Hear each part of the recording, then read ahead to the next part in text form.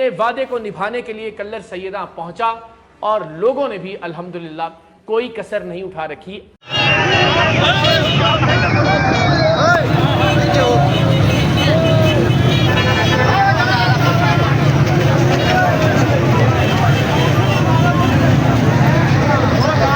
اب آج ہم نے کلر سیدہ کے غیور عوام کے درمیان یہ عہد کیا ہے کہ اب اس مہم کو ہم پاکستان کی گلی گلی تک پہنچائیں گے۔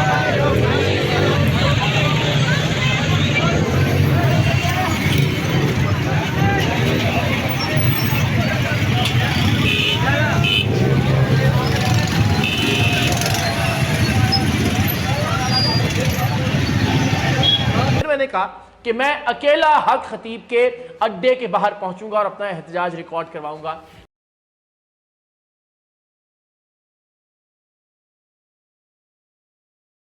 سلام ہے کلر سیدہ اور اس کے اطراف کے تمام غیور لوگوں کو۔